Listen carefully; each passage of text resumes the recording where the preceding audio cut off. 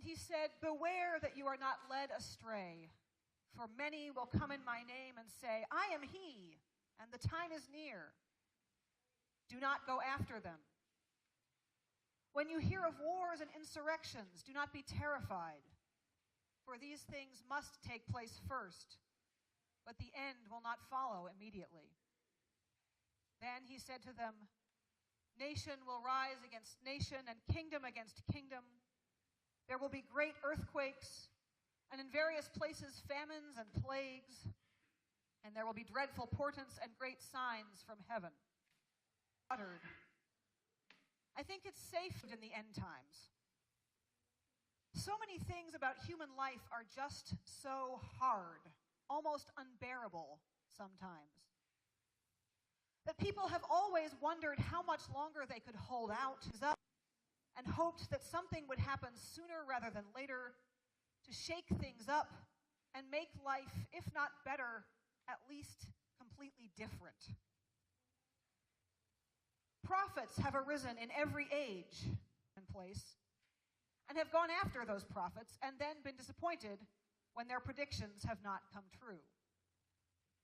But the wars, famines, and disasters keep coming. We may not spread famine, experiencing actual war, at least though not on our own soil, or wide Richter famine at the moment. So maybe apparently there was a 77.5 Richter scale earthquake in New Zealand this morning, so maybe Jesus will come during this sermon, all the things you hear about. But disaster in the form of hatred and violence is sadly not far to find. This week, students with ethnic-sounding names at UNH have had their dorm rooms vandalized. A student of Mexican heritage, a member of a youth group of a colleague of mine at a high school in New Hampshire, was told, "Trump won, you Mexicans can burn in hell." Had a note left on his car. A colleague who is a marriage that I will not, excuse me, his marriage would be taken away. His car that told him in language, "These not repeat in this setting," that only marriage would be taken away. These, the relatively mild examples, are only the ones that I'm personally acquainted with. The stories of beatings and sexual assaults, women having their hijabs stripped off and being told to hang themselves with them, swastikas graffitied on storefronts and highway overpasses, high school students gathering in the parking around the country, and they are far worse. The Ku Klux Klan is planning a victory march for next month in North Carolina. I'll stop right there and say that is as close as this sermon is going to get to politics. I know that there are folks of goodwill and deep faith in this congregation who voted for both candidates for a wide variety of reasons. I'm not talking about votes here, I'm talking about our own actual behavior. I don't know whether there really has been a huge uptick. I suspect the answer is both. And what I'm talking about here is the Christian response to hatred. Regardless of how you feel about the minimum wage, or NAFTA, or the Affordable Care Act, I am here to draw a hard line and tell you that if anyone has forgotten it, hateful speech and violence are not okay. Making people afraid for their safety is not okay.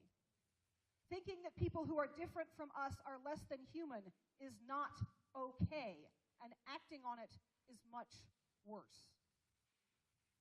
There are people in this congregation who may be the recipients of this kind of behavior. And there are people outside this congregation who certainly are. It tells us to go one step further and love our enemies. No one who acts contrary to those instructions can claim to be following the gospel of Jesus, at least not in that moment when they are behaving that way. These were the times, these are hard. Betrayal, hatred, and persecution are realities in the world as they have been for the first Christians and for everyone in every age in between. But Jesus offers a word of hope and challenge. This, he says, will give you an opportunity to testify. We may, and I profoundly hope we all do, believe that every single person in this wing is not enough. We need to speak and we need to act. When we see someone being harassed, insulted, or attacked, and I fear that may be the case for most of us sooner rather than later, we need to intervene. Sometimes this may put us in a position of risk and vulnerability ourselves.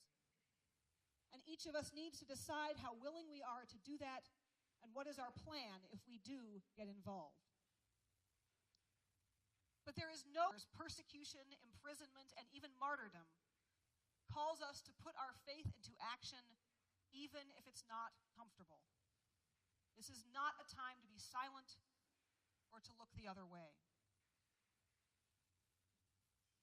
Every year, as we move from the end of ordinary time into the beginning of Advent, we hear once again these prophecies from the Hebrew prophets and from Jesus himself, reminding us that people in every age have looked at the world, have seen horror and pain and despair both in their personal lives and on the world stage, and have cried out to God for deliverance.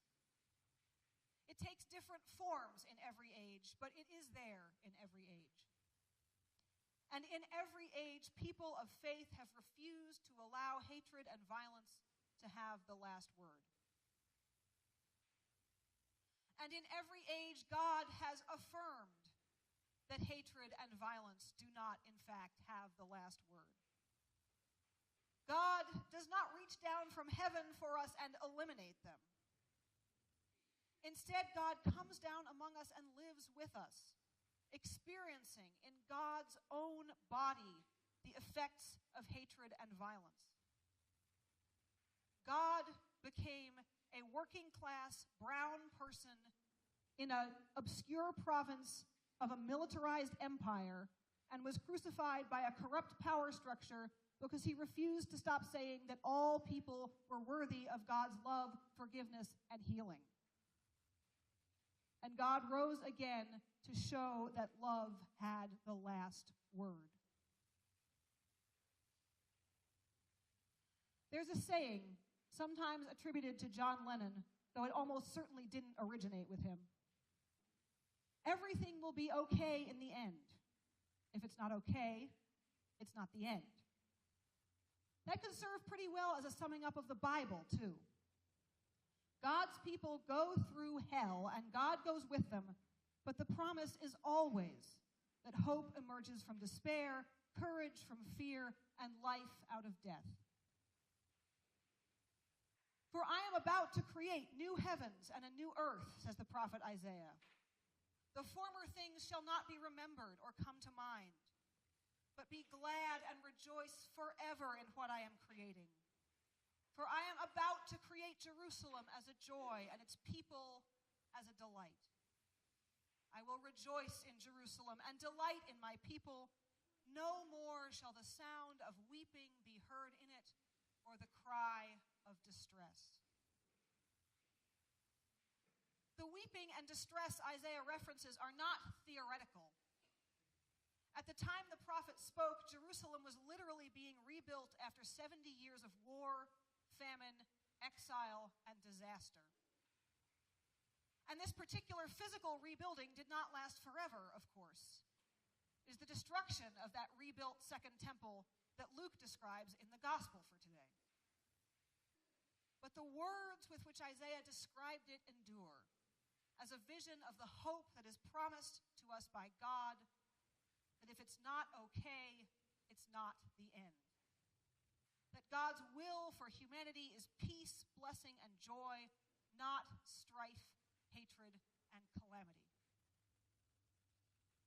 But those things cannot come to pass unless God and humanity work together. Given the opportunity to testify, to act, we must take it.